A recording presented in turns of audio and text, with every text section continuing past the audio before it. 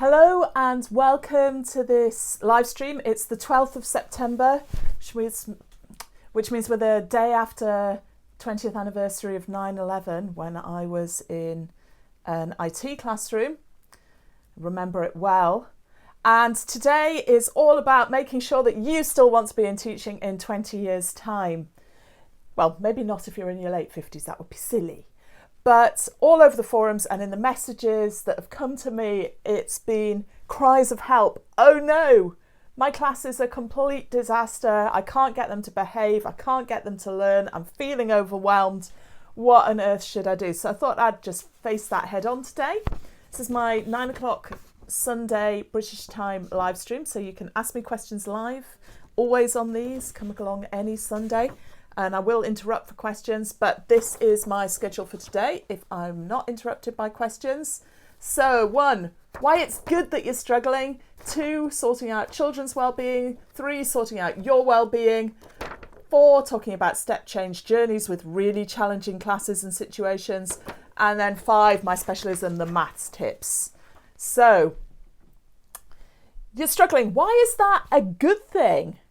Well, it means you have high expectations. So there is a big gulf between what you're experiencing and what you would like to be experiencing. So for teachers who are going to achieve really high standards with their class and have the best classes and be the best teachers, it is normal to go through these stages where you are woefully underachieving compared with your expectations of yourself. So it's a good thing for that reason. It means you have high expectations. The other reason it's good to struggle is because when you struggle, you learn a lot. If it was easy, you wouldn't be learning much about teaching. But it's not just about teaching that you learn. You learn about yourself. You grow as a human being by failing, by struggling, by learning to ask for help. And if you're going to be a leader in education or in any field, it is much better if you have really, really struggled with stuff and wrestled with stuff. A great leader is someone who is calm in a storm when the whole world is spinning around them and everything is going wrong. It doesn't happen overnight, and of course you're never perfect. But by standing in the storm you're currently in, where your classroom is a disaster, you are learning a lot of those skills, and I'm going to try and help you today. One thing about struggle in maths, we use the phrase when children say, I can't do this. We make sure we repeat back, you can't do this yet. So this is your chance to learn that growth mindset chant. You may say you can't do this. Can you just replace that with, I can't do this yet?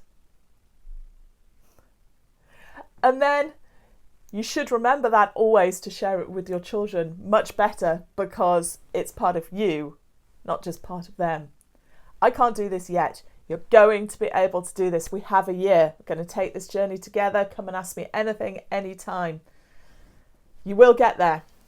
So that was the first thing. Why it's a good thing you're struggling, because you're learning masses about your teaching and you're learning masses about yourself. And you will be able to do this. You just can't do it yet. Child well-being. So in terms of sorting out your class, this is your top priority. Your children need to feel safe. If your children do not feel safe in school, then you need to be asking for help really quickly. They should feel safe. And however much chaos is in the school, you need to shout up and ask for help from your senior team or whoever is there to help you. Hi, if you're joining the live stream, please do say hi. If you've got any questions, chuck them in. So that's the first step of child well-being. But it's more than that. You should be having fun.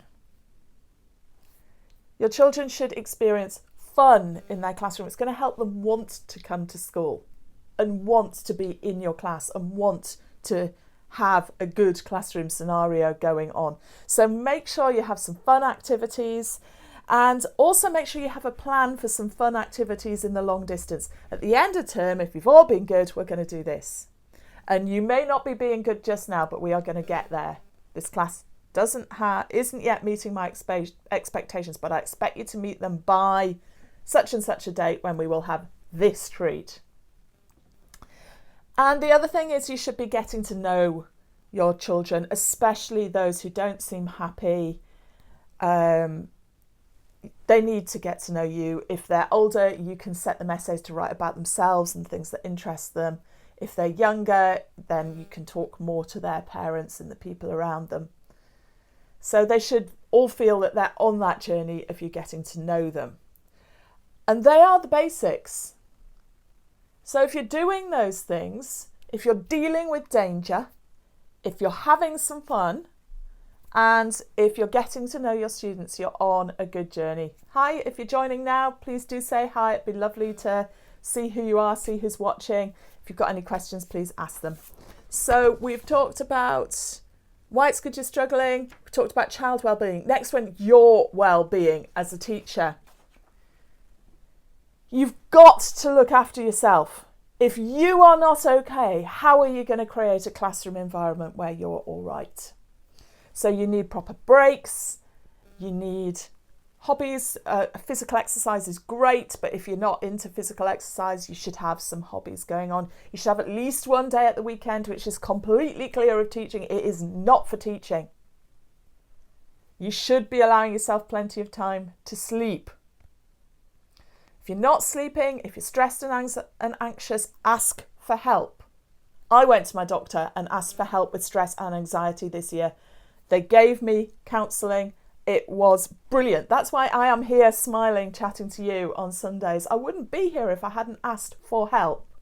Ask for help if you need it. But the most important thing is to nurture your network of the people around you. That's the people who depend on you and the people who support you. And sometimes they're the same person. At the end of the day, who's going to give you a hug? If there is nobody, it's going to have to be this social network. People like me reassuring you, trying to look after you. Can I give you a virtual hug? But it matters. Your friendship groups, if you meet up them and plan to meet up with them, even if you've moved, plan to go back to them. Can you have WhatsApp chats with them? Ask people just for chats. It helps so much. Helps you get from today to tomorrow. So invest in your personal network. Right, so we've done, it's good you're struggling. Why? Child wellbeing, your wellbeing. Next one, step change journeys. Now, often I go into a class halfway through a year, work with a teacher, 2/3 of the way through the year, and the behaviour is pretty poor. Now, the children are talking too much, boundaries have been pushed and they've not been re-established. And there are reasons for that.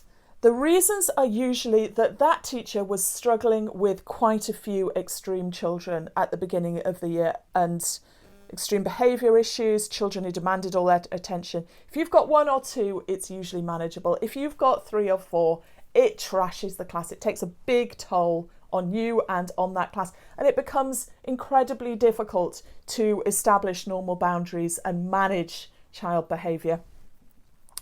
So you just have to accept that that's the way it is for now. It's going to take you a while to get on top of those major issues that you're dealing with. Later on in the year, you'll come back and work on those standard boundaries and you will train your class to behave. But maybe you can't do it yet for real reasons because the issues that have come at you, because you're a new teacher and you don't know how to deal with them yet, because you've moved from 1 year down 5 years and you've no idea what you're doing, because you've got a chaotic post-COVID class, because you've got a class that's just got quite a lot of issues in it. They are just overwhelming for a while. So you need interim strategies before you can properly deal with those issues. So your interim strategies typically may involve teaching a heck of a lot less from the front, or even barely from the front at all. There should be a point in the day when you stand at the front and the class are quiet, but it may only be a moment. You may need to restructure your teaching so that the instructions are on the board and you're settling children in groups. They know what to do.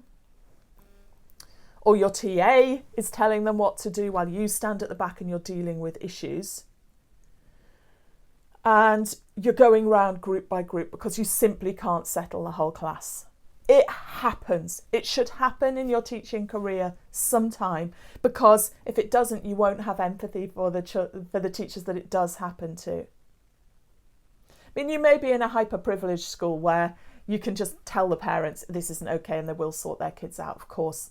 But that's not been my teaching journey. I've always chosen to work in the schools with most challenges, and this is part of the reality. Sometimes you cannot teach from the front as you would like to.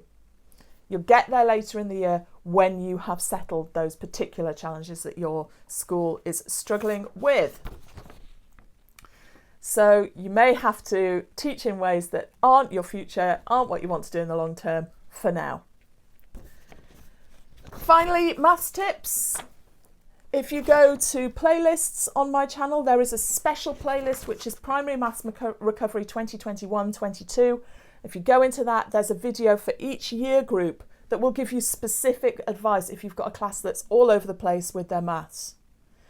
And the final tip is that all of the videos on my channel, if you just go into videos, or if you go to authenticmaths.co.uk/videos for the full list with links, they're all designed for chaotic classes. They are low floor, high ceiling ways of teaching. So they are ways of teaching that will really work even if you've got lots of kids who are miles behind and some kids who are streaking ahead. I mean, there's no perfect solution for everything, and I recommend Gareth Metcalf's books beyond that if you need further stretch for those who are most able. But you may want to follow a pre-written scheme of work, and I understand exactly why you would, because it's much easier, it's all there written for you. But in these situations, that often goes wrong, and my videos are there to help you when it does, to help you get back on track. Any questions before we go? Does anyone just want to say hi, just to connect? If you need a big hug, here's a big hug from me. You're amazing. You're going to get through this. Really, just stick with it. Follow these tips. If you've only just joined the video now, it'll be live in a little bit and you'll be able to go back and see it. I'll just give an end frame that shows all of what I've just said, which is this. I did have a plan. It often looks like I don't, and sometimes I haven't. But there it is. You can just stop that there.